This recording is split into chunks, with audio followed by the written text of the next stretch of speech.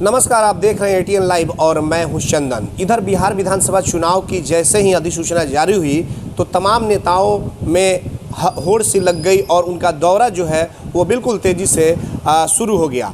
सीवान जिले की अगर बात कर लें तो रघुनाथपुर विधानसभा क्षेत्र हो या फिर जो भी विधानसभा क्षेत्र है, सरगर्मी तेज हो गई है। और एक तरफ जिस तरह से भाकपा माले और आरजेडी के गठबंधन को लेकर के जिस तरह से भाकपा माले ने जो अपनी सीटों की मांग की रखी थी, 5 सीट मांगी थी, लेकिन उसमें से 3 सीट दरौली जो सुरक्षित है वो और जीरादेई और फिर दरौंदा, ये सीट भाकपा माले के खाते में चली गई है। इसको लेकर के थोड़ी सी अंदर से मायूसी है कुछ ऐसे आरजेडी कार्यकर्ताओं की जो लोग तैयारी में लगे हुए थे। जैसे कि अगर हम दरौंदा से बात कर लें तो मुन्ना शाही हो गए या ब्रजेश सिंह हो गए, या तमाम ऐसे आरजेडी कार्यकर्ता हैं जो तैयारी में थे, लेकिन जैसे ही भाकपा माले के खाते में वो सीट गई तो थोड़ी सी आरजेडी में मायूसी हो गई कि इतने वर्षों से हम लोग काम कर रहे थे, तो फिर किस हालात में वो सीट गठबंधन यानी कि भाकपा माले के खाते में चली गई।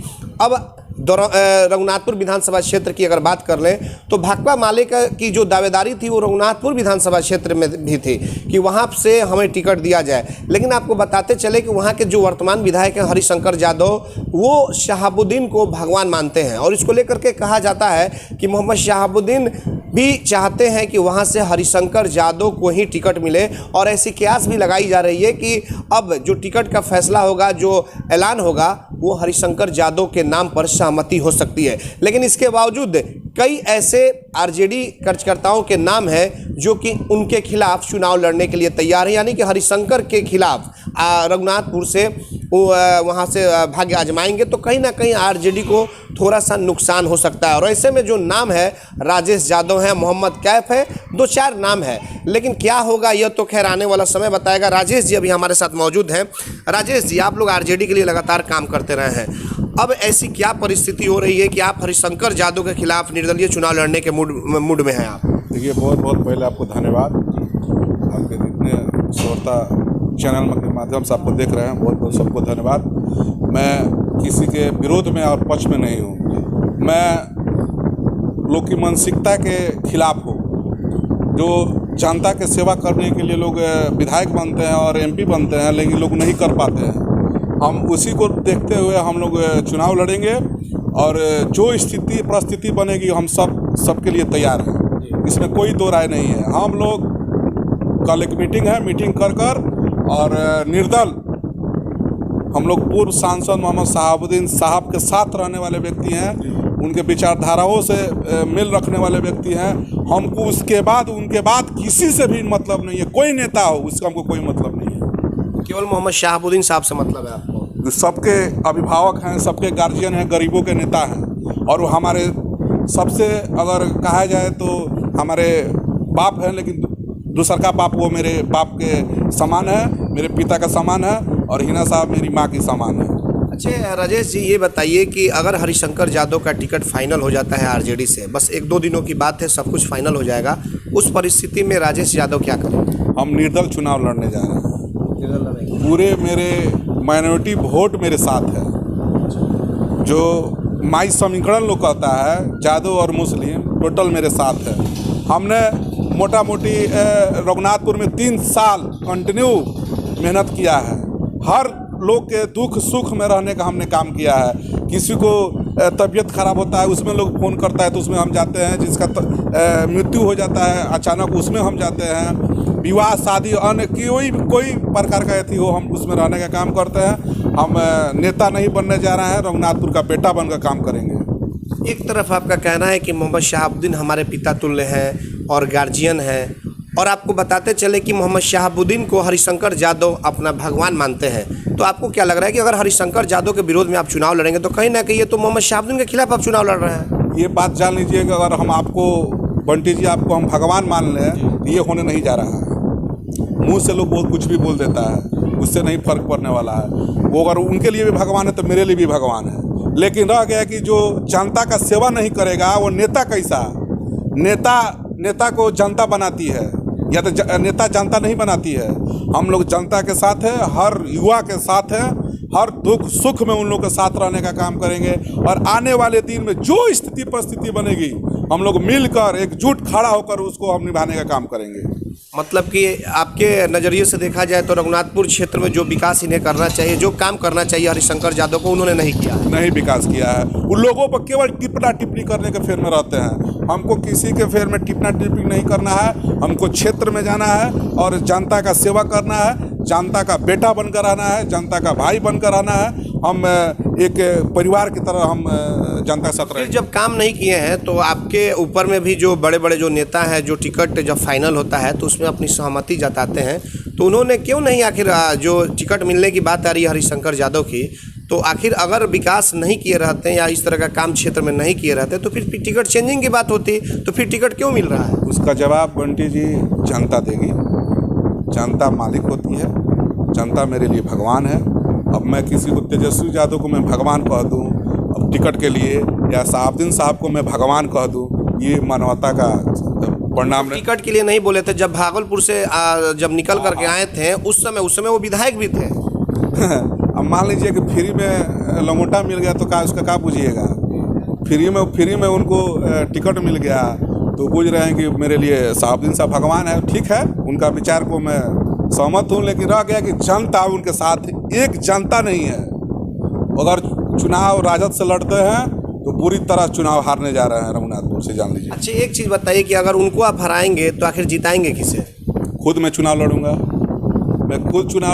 मैं फिर चुनाव जीतकर तेजस्वी यादव को हाथों को मजबूत करने का। आपको नहीं लग रहा है कि आरजेडी से आप हो गए, मोहम्मद कैफ हो गए, कई ऐसे नाम है, 2-4 लोग हैं, चुनाव अगर लड़ जाएं तो वाकई में सीधी तौर पे जो बीजेपी या अगर जेडीयू में जो भी एनडीए से जो भी अगर उम्मीदवार आना है तो उन्हें सीधे तौर पे फायदा हो जाएगा? कुछ फायदा नहीं होने जा रहा है।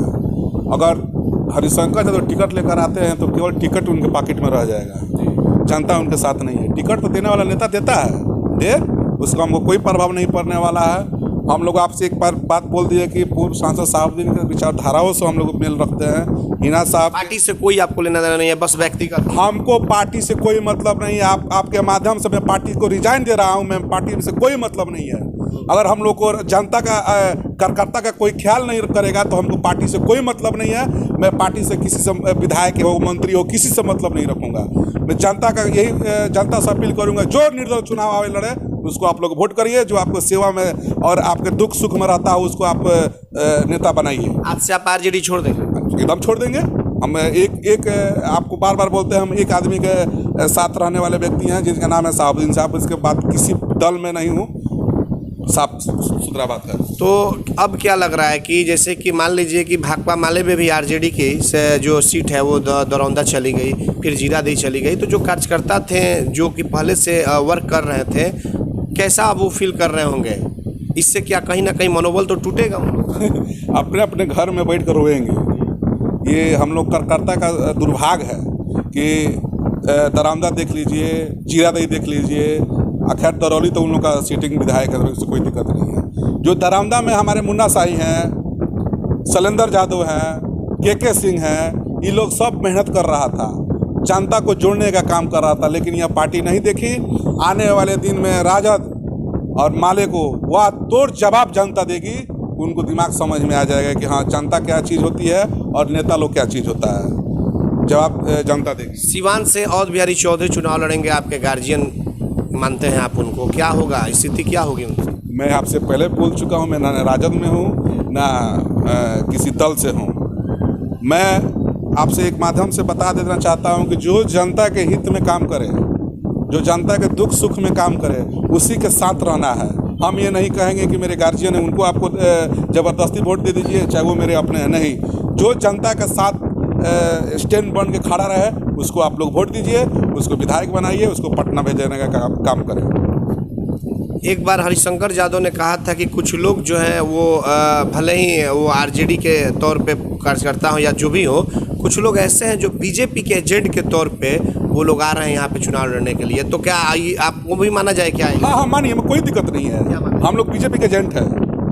वो साहबुद्दीन को अपना भगवान मानते हैं क्या? हम लोग डोम चमार एथी से नहीं नमाते हैं। हम लोग साहबुद्दीन साहब के हाथों का मजबूत करने का काम किया। क्या विधायक जी बात करेंगे? उनके सामने औकात अगर है उनको हमारे सामने अगर बात करेंगे कि हम लोग बीजेपी का एजेंट है, वो बीजेपी का एजेंट है, वो अजय सिंह का आदमी है, वो कहाँ हमसे बात करेगा। आने वाले समय में उनको अपने मुंह तोड़ जवाब देने का काम करेंगे रघुनाथपुर में, जान लीजिए। क्या मुद्दा होगा? आप अगर रघुनाथपुर में जा रहे हैं तो क्या मुद्दा होगा? इसलिए कि लोग तो अगर आपके कहे अनुसार देखा जाए तो उनके विकास से खुश नहीं है, जो काम उन्होंने किया है। तो आपका क्या कुछ अलग एजेंडा होगा? इसलिए कि आरजेडी तो आप छोड़ चुके हैं, आप निर्दलीय के तौर पे आएंगे। जी जी, आरजेडी आपसे बार बार मैं बोल रहा हूं। आरजेडी आप छोड़े हैं तो इसको लेकर के जिलाध्यक्ष से या किसी से आप? जिलाध्यक्ष क्या है? हमको जिलाध्यक्ष से कोई मतलब नहीं है। जिला तो देना होगा ना। बता देते हैं, जिला अध्यक्ष जो नून की तरह, दीमक की तरह पार्टी को चबा गया, जिला अध्यक्ष सिवान का। अगर मान लीजिए अगर पार्टी में कोई मजबूती अगर लाना हो तो किसको धरिएगा?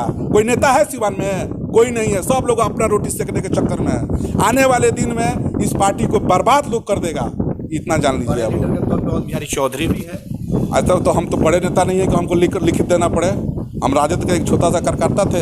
हमको राजद में क्या थे? सदस्य थे या कुछ सदस्य थे? पदाधिकारी हम नहीं बनने जा रहे थे। हम राजद के छोटा सा कार्यकर्ता थे। हमको राजद से कोई लेना देना नहीं है। जो जहाँ है अपना रहे। आने वाले भविष्य में हम लोग निर्दल चुनाव लड़ने जा रहे हैं और जो जनता का आदेश होगा हम लोग करने के लिए। क्या मुद्दा होगा आपका क्षेत्र में? आप जा रहे हैं जनता के बीच, किस मुद्दे के साथ आप चुनाव लड़ेंगे? जनता का जो सेवा करने का हमारा मन है, वो तो आने वाला समय में अगर विधायक हम बनते हैं तो आने वाले जो कर कारखाना लगा, छोटा सा जो कर कारखाना होगा हमारे औकात में, जो हमारे मुख्यमंत्री का जो अथी होगा उस पर हम लोग करने का काम करेंगे। जो हमारे भाई प्रदेश में जाकर 20 रुपये यहाँ से कमाते थे, हमको वो धंधा लगाएंगे। यहाँ 10 रुपये कमाए, अपने घर में रहे, सुरक्षित रहे। आने वाले समय में हम लोग बहुत से काम है, स्कूल कॉलेज, डॉक्टर लोग का देख लीजिए, सरकारी हॉस्पिटल का आप देखे होंगे क्या स्थिति बना है, जर्जर का स्थिति बना है। आने वाले समय बहुत सारे काम है हम लोग करने जा रहे हैं। अच्छा, आप गार्जियन मानते हैं मोहम्मद शहाबुद्दीन साहब को, हिना साहब को आपने कहा कि हम माँ मानते हैं। अगर इन लोगों के द्वारा आपको कहा गया कि नहीं आप चुनाव न लड़ें, आप हरिशंकर यादव के समर्थन में बैठ जाएं या मदद करें, तो उस परिस्थिति में क्या राजेश यादव चुनाव लड़ेंगे या फिर हरिशंकर यादव को मदद करेंगे? आपको तो मैंने बता दिया कि शहाबुद्दीन साहब मेरे बाप तुल्य हैं, हिना साहब मेरी माँ तुल्य है। और इन लोगों का जो आदेश आएगा, आपको पहले मैं बोल दिया कि मेरे गार्जियन अभिभावक लोग हैं, इन लोगों का जो आदेश आएगा मैं करने के लिए तैयार। अगर उन लोग का आदेश आएगा कि हरिशंकर यादव को मदद में नहीं करूंगा, मैं अपने घर बैठ जाऊंगा, किसी से मतलब नहीं रखूंगा। गार्जियन की बातों को नहीं मानेंगे। अब क्या माने? अब हम चुनाव नहीं लड़ेंगे, वो बोल देंगे चुनाव तुमको नहीं लड़ना, नहीं लड़ेंगे, घर आकर बैठ जाएंगे। उसके बाद हमको राजनीति से मतलब ही नहीं रहेगा। हाँ, उनका लोकसभा का चुनाव आएगा तो खून पसीना बहाने का हम लोग काम करेंगे व्यक्तिगत तौर जी। जहाँ अगर हमारा प्लॉट देने का जरूरत पड़ेगा, हम प्लॉट देने के लिए तैयार हैं।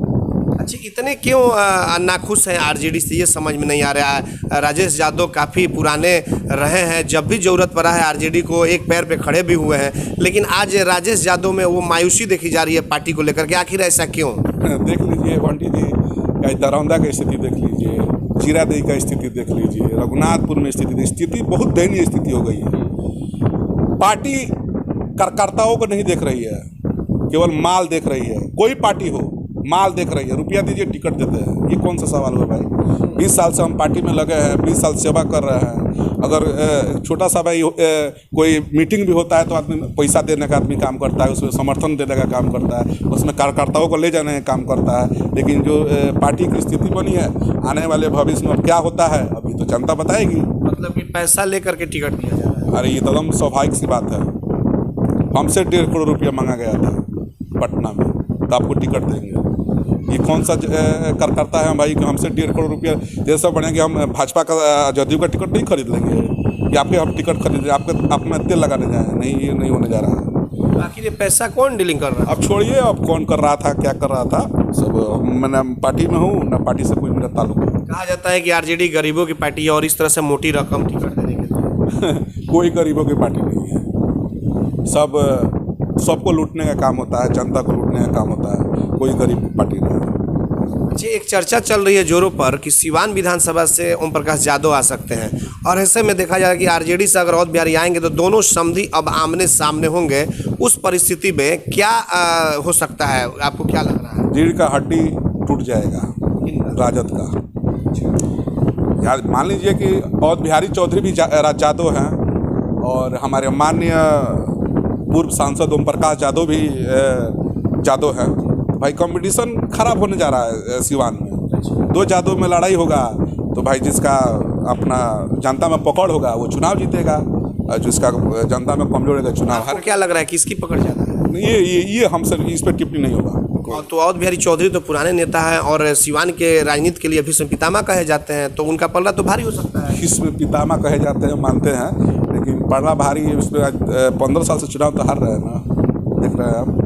अब आने वाले समय में क्या होगा भगवान जानते हैं। क्या कारण है हारने का उनके? अब उनका अपना व्यक्तित्व है, अपना सोचने का दिमाग उनका अलग है। चुनाव हारे हैं 15 साल, अब आप भी जानते हैं कि चुनाव हारे हैं 15 साल, और बीजेपी सत्ता में रही है यहाँ सिवान में। अब आने वाले समय में क्या होगा इस पर हम टिप्पणी नहीं करेंगे। लेकिन निर्दलीय चुनाव लड़े थे तो तकरीबन 28,000 कुछ वोट उनको आए, तो जीते नहीं ना थे। लेकिन एक तो बहुत अच्छा 28,000 लगाए तो जीते तो नहीं थे। बबलू शाह पूर्व सांसद साहब से हम टिकट दिलवाए थे, तो उस कारण के चलते 3,035 वोट से हार गए, और विधायक व्यासदेव प्रसाद चुनाव जीते थे। ये आने वाले एक चीज़ और बताइए राजेश जी, आप काफ़ी ये रहते राजनीति में हैं, क्या लग रहा है जिस तरह से देखा जाए तो आरजेडी हिना साहब को नहीं भेज सकी वो ये राज्यसभा में, और इसको लेकर के कहीं ना कहीं थोड़ी सी माइनॉरिटी को बरमाहत है। दूसरी एक बहुत ही मतलब कि बहुत पॉइंटेड और मतलब कि टेक्निकल पॉइंट है कि जब रघुनाथपुर का चुनाव होता है विधानसभा, तो उस परिस्थिति में हरिशंकर यादव की वहाँ से लीडिंग होती है, लेकिन हिना साहब जब चुनाव लड़ती हैं लोकसभा में तो वहाँ से हार जाती हैं। तो ये समझ में नहीं आता है कि आखिर ये क्या चलता है। लोकसभा में वो हारती हैं, विधानसभा में वहीं से हरिशंकर यादव जीत जाते हैं। ये तो विडंबना है रघुनाथपुर विधानसभा का जी। आपसे बात हुआ तो आप बोले कि विरोध करिएगा, क्या करिएगा हरिशंकर यादव का। यही बात है, अभी असली बात अभी आप पकड़े हैं कि हमारी गार्जियन, हमारी चाची चुनाव लड़ती है लोकसभा का, तो हम लोग सब जगह से हारे, कोई दिक्कत नहीं है। जब हमारा विधायक रघुनाथपुर में है तो हुसैनगंज से हम लोग जीतते हैं, उनका गृह है हुसैनगंज में गांव, वहाँ से हम लोग लीड करते हैं, और रघुनाथपुर में जाकर चुनाव हार जाते हैं। काहे भाई, अपना विधायकी आप हुसैनगंज से हारते हैं और रघुनाथपुर में जाकर जीतते हैं। ये क्यों हो रहा है? क्यों मरमाहत क्यों हो रही है? क्यों हम लोग को रघुनाथपुर से हार रहे हैं? आने वाले समय में जनता मालिक है, जनता चालाक है, जनता जवाब देगी। क्या लग रहा है कि क्यों ऐसा होता है आगे? अब वो तो सब हम लोग को बीजेपी का एजेंट कहते हैं, और हमको लगता है कि वो जदयू का एजेंट है, विधायक जी जदयू के एजेंट है। हम लोग को कहते हैं कि बीजेपी का एजेंट है, लेकिन विधायक जी मान लीजिए ओरिजिनल जदयू का एजेंट है 120%। मान लीजिए तो इस बार क्या होगा? जैसे मान लीजिए कि अगर सिवान की हम बात कर लें तो माइनॉरिटी समाज जो है, जिस तरह से हिना साहब 3 बार चुनाव हार गई, माइनॉरिटी समाज क्या लग रहा है कि इस बार MY समीकरण एक साथ है और अवध बिहारी चौधरी को वोट देगा? हम रघुनाथपुर से दावेदारी कर रहे हैं, हमको सिवान से कोई लेना देना नहीं है। मैं रघुनाथपुर में हूँ, रघुनाथपुर की बात करिए, जहाँ से मैं चुनाव लड़ूंगा वहाँ का मुद्दा पर सवाल करिए ना। अब सिवान में क्या होगा, किसको क्या होगा, उससे हमको कोई मतलब नहीं। जब एगो कहावत है भोजपुरी में, ऐलू ना गैलू फलाना पर कहे, समझ रहे हैं बात को, लेकिन रह गया कि सिवान में क्या होगा उससे हमको मतलब नहीं है। हम रघुनाथपुर में दावेदारी कर रहे हैं, रघुनाथपुर का मुद्दा उठाइए, मैं वहाँ का जवाब दूंगा। सिवान में कौन भगवान जाने कौन जीतेगा कौन हारेगा, इससे हमको मतलब नहीं है। अच्छा, अब एक चीज़ और बता दीजिए कि इधर चर्चाओं का बाजार गर्म है। जब पूर्व सांसद मोहम्मद शहाबुद्दीन के पिताजी का निधन हो गया, अब पैरोल पे आने की बात हो रही है मोहम्मद शहाबुद्दीन साहब की। क्या लग रहा है कि कब आ सकते हैं? क्या चर्चा? भगवान से मैं अल्लाह ताला से यही मनाता हूँ, और किसी का बाप गुजर जाए तो उसको सरकार, कोई सरकार हो, उसको पैरोल मिल जाना चाहिए तुरंत उसको मिट्टी देने के लिए। लेकिन ये जो सरकार है निकम्मों की सरकार है, आपको बता देना चाहता हूँ। ये नीतीश कुमार घोर जो ये कर रहा है, आने वाले समय में जनता इसको घाण पे वह लात मारेगी कि जिसका जवाब नहीं इसको ढूंढेगा, इसको आंसू पोंछने के लिए कोई नहीं मिलेगा। बताइए, हमारे शहाबुद्दीन साहब के पिताजी का निधन हो गया, उसमें इनको पैरोल नहीं दिया गया। क्यों भाई? क्या आ जाते तो अपराध बढ़ जाता, तो क्या 3-4 दिन में अपराध कर जाते? आने वाले समय में सुशील कुमार मोदी और नीतीश कुमार को लोग जवाब देने के लिए तैयार है, जान लीजिए। अब फिर आने की संभावना इधर कुछ है? हाँ, ऐसा हमको सुनने में आया है कि 6 तारीख को पेरोल होने वाला है, तो 7 को आएंगे और मैं अल्लाह ताला से मनाऊंगा, भगवान से मनाता हूँ कि वो आएँ और अपने परिवार को देखभाल करें। आने वाले सब मैं तो मना रहा हूँ भगवान से कि भाई उनको पेरोल मिल जाए। अब देखिए क्या होता है 6 तारीख को, संभावना है। तो बिल्कुल आपने देखा, ये थे राजेश यादव, और राजेश यादव से कई मुद्दों पे बातचीत हुई, सिवान के भी कुछ राजनीतिक मुद्दों पे बातचीत हुई और उसके बाद से रघुनाथपुर से भी बातचीत हुई। सीधे तौर पे इन्होंने, सबसे पहले आपको हम बताते चले कि एटीएन लाइव के माध्यम से इन्होंने एक बड़ी खबर दिया है कि आरजेडी से आज से हमारा जो भी तालमेल था, जो भी हम कार्यकर्ता थे, वो सब कुछ समाप्त हो गया। आज से हम आरजेडी में नहीं बल्कि एक निर्दलीय के तौर पे हम रघुनाथपुर विधानसभा क्षेत्र से चुनाव लड़ेंगे। लेकिन इन्होंने स्पष्ट शब्दों में यह भी कहा कि मैं आरजेडी भले ही छोड़ रहा हूं, लेकिन मोहम्मद शहाबुद्दीन और हिना साहब को अपना नेता, अपना गार्जियन मानता हूं और जब तक हमारी जिंदगी जीवन रहेगी तब तक मानता रहूंगा। अब ऐसे में जिस तरह से राजेश यादव ने ऐलान किया है चुनाव लड़ने का रघुनाथपुर विधानसभा से, और कुछ और भी लोग हैं जो कि राजद के बागी हो करके और चुनाव लड़ेंगे, तो इस परिस्थिति में वहां के चुनाव पर कितना असर पड़ेगा, खास करके आपको आरजेडी से जो आएंगे वहां से जो प्रत्याशी, उन पर कितना असर पड़ेगा, यह तो आने वाला वक्त ही बताएगा। एटीएन लाइव के लिए आशीष कुमार गोलू के साथ चंदन कुमार, एटीएन लाइव सिवान।